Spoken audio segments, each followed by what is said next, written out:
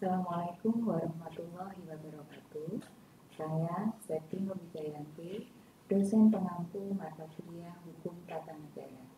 Mata kuliah ini berbobot 3 SKS, mempunyai 22 kali pertemuan, termasuk 4 kali ujian kompetensi dan 1 kali tugas. Pada kesempatan kali ini, saya akan membahas tentang bentuk negara, bentuk pemerintahan, sistem pemerintahan yang ada di negara kita di Indonesia. Pertama adalah bentuk negara. Pada waktu materi ilmu negara, kita sudah membahas tentang bentuk negara, bentuk pemerintahan, dan sistem pemerintahan secara umum. Hari ini kita akan membahas tentang bentuk negara, bentuk pemerintahan, dan sistem pemerintahan yang ada di negara kita. Pertama adalah bentuk negara. Bentuk negara Indonesia adalah negara kesatuan. Secara teori, bentuk negara ada kesatuan dan serikat. Berdasarkan pasal 1 ayat 1 Undang-Undang Dasar 1945, bentuk negara Indonesia adalah negara kesatuan. Berarti di negara Indonesia yang menjalankan pemerintahan adalah satu, yaitu pemerintah pusat. Namun, konsekuensi dari negara kesatuan akan memunculkan apa yang namanya desentralisasi daerah. Sehingga di dalam konstitusi pasal 18 Undang-Undang Dasar 1945 ada yang namanya pembagian wilayah, bahwa Indonesia dibagi ke dalam daerah besar dan daerah kecil, yang disebut dengan provinsi untuk daerah besar dan kabupaten atau kota untuk daerah kecil. Pemerintahan daerah ini ada di bawah pemerintahan pusat, karena pemerintahan daerah itu bagian dari penyelenggaraan pemerintahan pusat. Apa yang terjadi di pemerintahan daerah akan berdampak di pemerintahan pusat, begitu juga sebaliknya. Apa yang terjadi di pusat akan berpengaruh di daerah. Daerah mempunyai kewenangan otonomi untuk menjalankan urusannya sendiri karena mendapatkan kepercayaan dari pemerintah pusat melalui pasal 18 ini. Sehingga fungsi dari pemerintah daerah di dalam negara kesatuan itu sebenarnya adalah membantu pemerintah pusat untuk mencapai tujuan negara yang ada di dalam alinea keempat pembukaan UUD 1945. Di dalam menjalankan pemerintahan daerah itu, di daerah akan menggunakan 3 asas. Asas desentralisasi, asas dekonsentrasi, dan asas tugas pembantuan. Untuk membahas 3 asas ini, akan kita bahas nanti dalam bab ketiga, yaitu tentang hukum pemerintahan daerah. Yang kedua adalah bentuk pemerintahan. Secara teori, bentuk pemerintahan ada 2, yaitu kerajaan dan republik.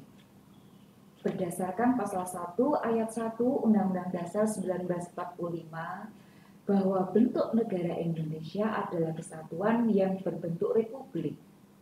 Apalagi sangat jelas sekali dilihat dari nomenklatur negara kita adalah Republik Indonesia. Republik ini bisa dilihat dari adanya mekanisme pergantian kepemimpinan secara periodik yang dilakukan di negara kita, yaitu dengan cara melalui pemilihan umum, terutama untuk kepala negara. Hal ini tercantum di dalam pasal 22 Undang-Undang Dasar 1945, bahwa negara kita ada pemilu untuk presiden dan wakil presiden, pemilu untuk anggota DPR, pemilihan umum untuk anggota DPD, dan pemilihan umum untuk anggota DPRD provinsi, dan pemilu untuk anggota DPRD kabupaten kota. mengenai pemilu nanti akan lebih detail dibahas di dalam materi mata kuliah politik ketatanegaraan. Yang ketiga yaitu adalah sistem pemerintahan. Secara teori, sistem pemerintahan itu ada 3, presidensial, parlementer, dan referendum. Di Indonesia, ditafsirkan dari pasal 4 ayat 1 Undang-Undang Dasar 1945, sistem pemerintahannya adalah presidensial, bahwa presiden adalah penyelenggara pemerintahan tertinggi. Berarti di negara Indonesia yang menyelenggarakan pemerintahan tertinggi adalah presiden. Apalagi dilihat dari ciri sistem presidensial, dari sekian banyak ciri sistem presidensial, kita ambil beberapa ciri.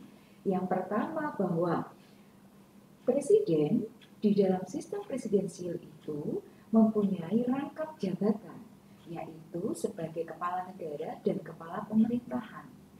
Begitu juga di negara Indonesia, bahwa Indonesia presidennya rangkap jabatan antara kepala negara dan kepala pemerintahan. Saya harap Anda masih mengingat bedanya kepala negara dan kepala pemerintahan.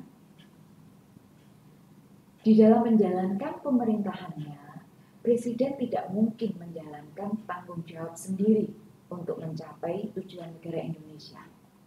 Maka dilihat dari ciri sistem presidensial yang kedua, bahwa Presiden mempunyai pembantu. Pembantu Presiden itu banyak. Tapi yang dibahas di dalam materi ini hanya ada 2, yaitu Wakil Presiden dan Menteri. Wakil Presiden membantu tugas-tugas Presiden, baik sebagai kepala negara maupun sebagai kepala pemerintahan. Ini tercantum di dalam pasal 4 ayat 2 Undang-Undang Dasar 1945. Hanya saja di dalam UUD 1945 mengenai tugas-tugas wakil presiden itu masih belum jelas.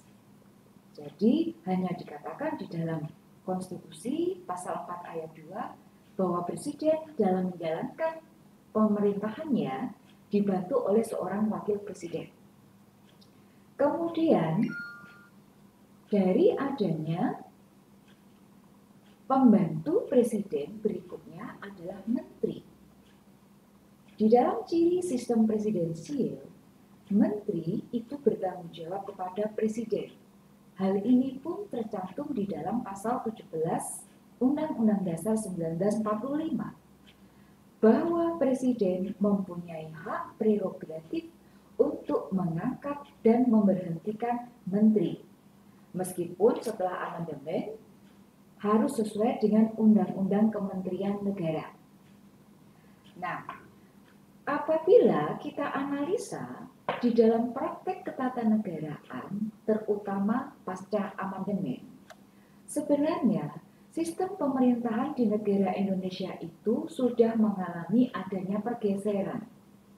Memang sistem pemerintahan Indonesia secara konstitusional adalah presidensial.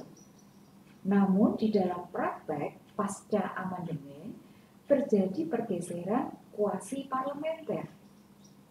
Kenapa bisa disebut demikian? Bisa kita analisa bersama dari beberapa pasal. Pertama, dari pasal 7A dan 7B Undang-Undang Dasar 1945, di mana adanya ketentuan tentang pemberhentian sementara presiden dan wakil presiden atau impeachment. Seharusnya di dalam sistem presidensial, eksekutif dan legislatif itu kedudukannya sejajar, selevel.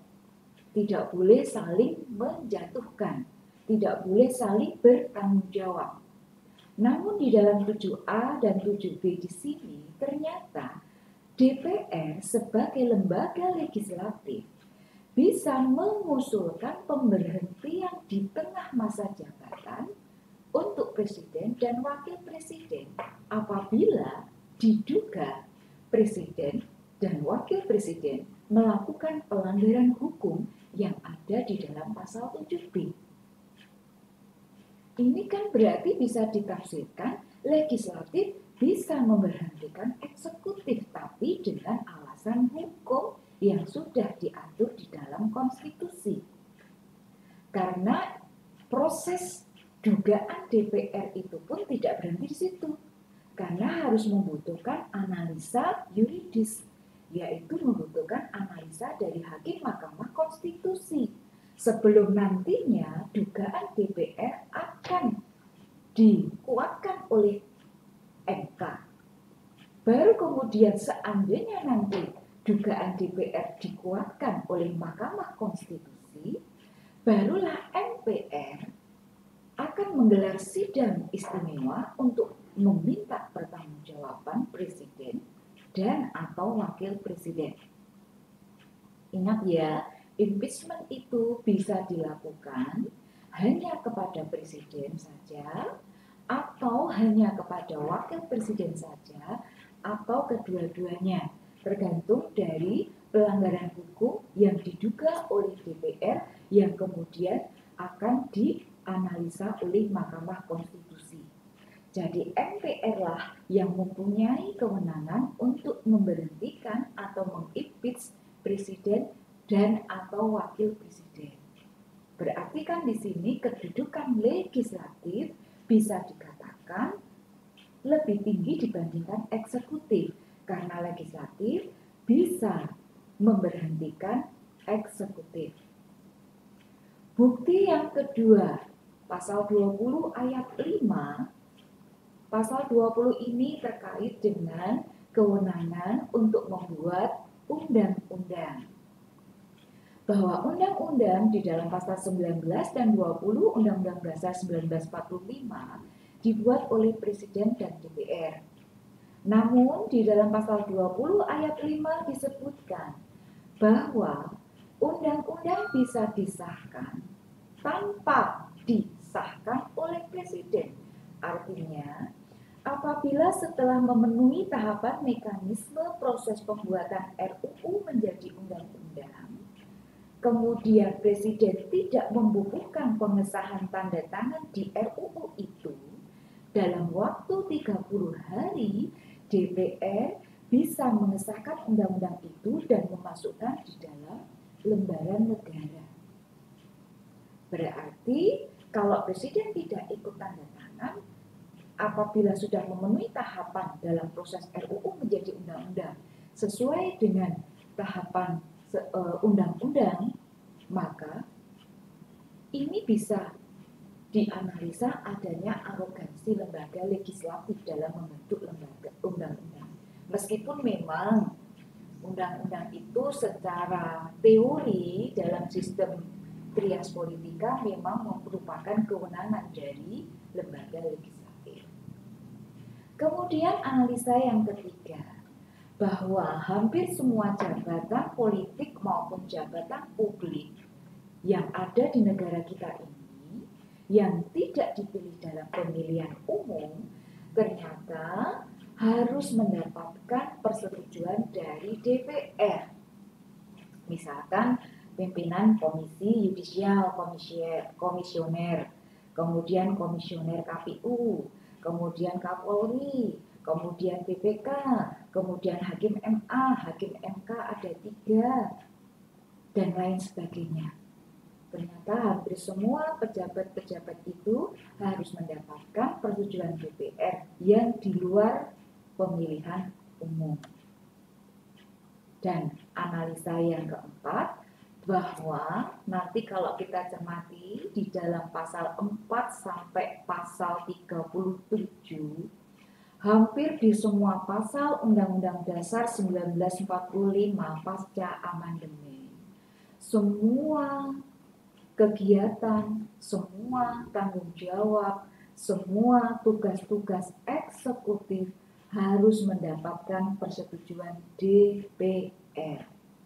Atau apabila tidak ada kata-kata persetujuan DPR, semua kegiatan, semua tugas dan tanggung jawab harus berdasarkan undang-undang. Ini kan sama saja, karena undang-undang juga harus mendapatkan persetujuan antara Presiden dan DPR.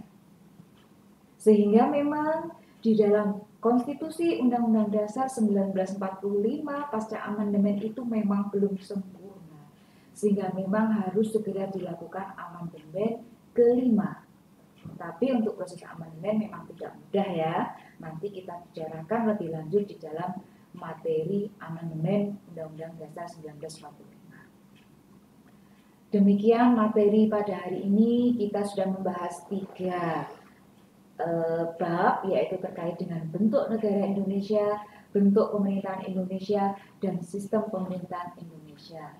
Semoga bermanfaat, kita bisa bertemu dalam materi-materi selanjutnya. Salam sehat selalu. Wassalamualaikum warahmatullahi wabarakatuh.